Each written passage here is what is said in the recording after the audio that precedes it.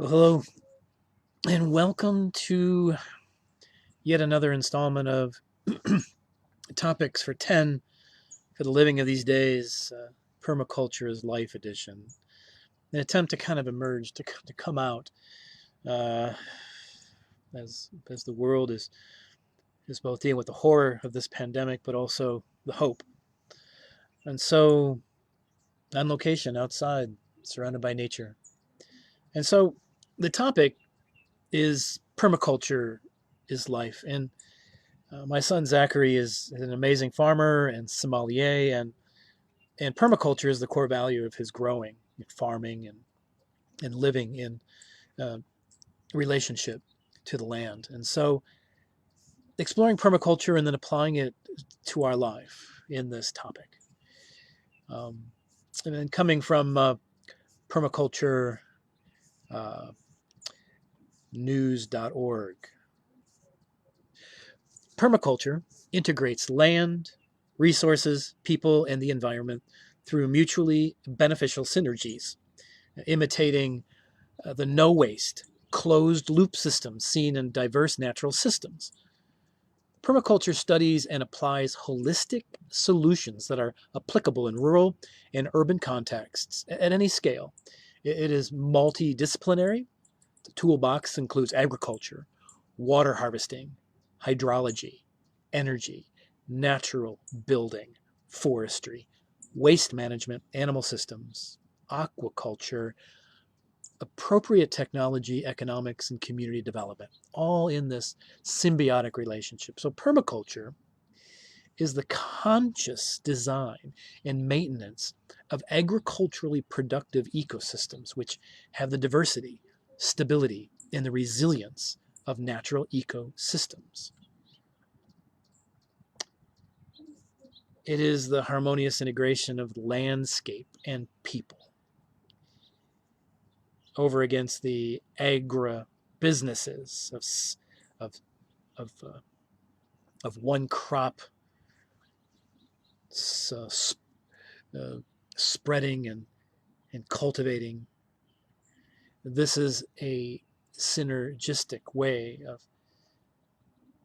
of providing food and energy and shelter in a sustainable way, in conjunction with the lay of the land, the way the water flows, the way human beings live. It is a symbiotic relationship in permaculture.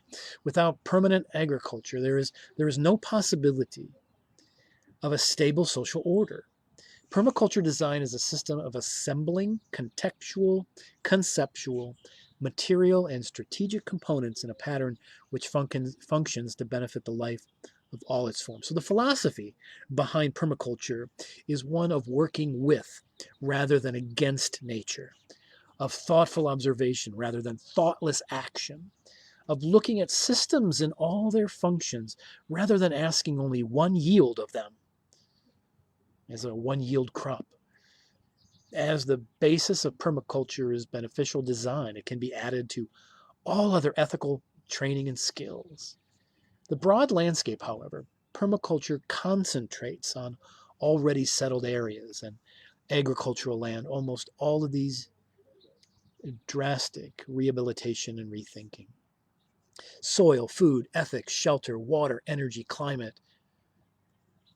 We have abused the land and laid waste systems that were never intended to be disturbed, but we need to reconnect to the flow already there within the community and not come in a colonizing way. So now shift, applying the symbiotic relationship to your life. And I was wrestling with this topic in a way of applying that same uh, philosophy to find a way to balance our life and our relationships. So I also encountered 12 ways to incorporate permaculture into your daily life. And I encourage you to look more deeply into this topic. Elena Pollan writes, appropriate name. The permaculture is often defined by its 12 principles, being a compound of permanent agriculture. And it makes sense that these principles are very land focused. But in these changing times, she writes, it seems more important than ever to expand these guidelines to anyone wishing to make a positive difference in their life and to daily life, be that in a city, a suburb, or rural areas. So here, as I bring this home for you to ponder, here are some topics of which to explore in your life, to balance your life, to mind your life in relationship to the world that you are living in and to others in relationship. First is observe and interact. Before you act in permaculture, you must observe, listen, try to answer some of the questions of, in your life. What do you do for fun? What do you do for work? What makes you happy? How could you be improved? And how could your life be more sustainable in relation to others? Number two, catch and store energy. In permaculture, it is a dynamic of gathering and storing energy and not wasting energy. Think about where you put your energy in a day-to-day basis. Are there outlets which drain your energy? And what is it that gives you life? Choose life and do not allow that drain. Don't be afraid to step away from things that drain your energy. Number three, obtain a yield. It goes on in urban lifestyles, we generally, but most things we consume.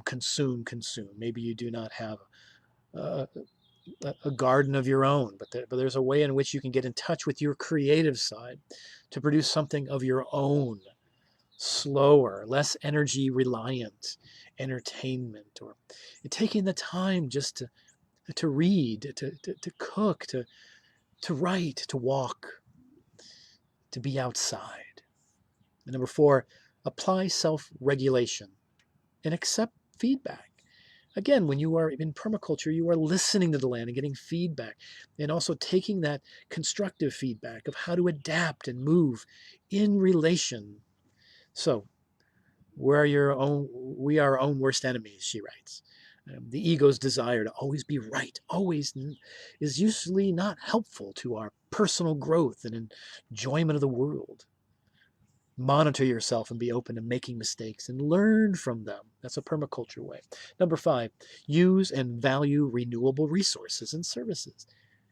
Again, cycle, take transport, study in a library, get off the internet, get off the digital, and invest in good quality areas in your life. Go the extra mile to not just embrace the creature comforts of this world, but find ways of sacrificing those little moments um, when we are too comfortable with all this digitized, industrialized world. Number six, produce no waste. Recycle. Even if you can't totally avoid packaging by reducing plastic consumption, you are making a positive impact. Bring you reusable bags to the supermarket. Small aspects of changing your life to be more aware of your surroundings. Be aware of how much waste, what you throw away, what you cast off that can be recycled. Living that lifestyle impacts who you are and how you are in relation to the world. If something breaks, fix it. Don't throw it away in this throwaway culture. Number seven, design from patterns to details. That means what cycles end up repeating in your life. Is there a sign? Is a sign that somehow you've gotten in a rut? You need to break out of those ruts. Create new patterns. Take risks. And number eight, integrate rather than segregate. Combine rather than compartmentalize. If you spend your life working, your work is there for your life. So in your life, integrate your joy with your work, your hope and desires with those moments of sadness and despair. Find a way of integrating love into this world, into your life, integrating hope, integrating life into those areas that may be life draining. Number 9, use small and slow solutions. That is part of permaculture is you take it slow, you listen, you sit with, and you don't, you know, slash and burn. You don't be like a bull in a china shop. You go in slow, listen, listen to the patterns, listen to the rhythms, adapt to those. Number 10, use and value diversity. Try to take advantage of all the multidimensional opportunities that exist. Observe and evaluate existing opportunities of all the diverse mosaic of your life, the colors, the differences. Celebrate who we are. And then 11, use edges and value the marginal. That is, get involved in action in the areas of neglect within your life or your surroundings. Get involved in community organizing, community action for the good of the community. Pay attention to food deserts. Pay attention to racism and hatred and division, and enter into that with an awareness of standing with those who are affected and most vulnerable, even within yourself. And then, number 12, creatively use and respond to change. What do you do when something goes wrong? Do you get upset or frustrated? Just find ways of responding to that change in positive ways and do not let it consume you or trap you. So,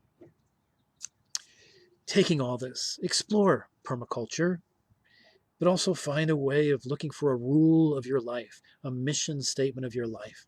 Let your life flow and speak in relation to your environment.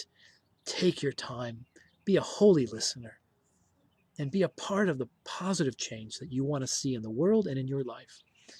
So until we meet again, peace.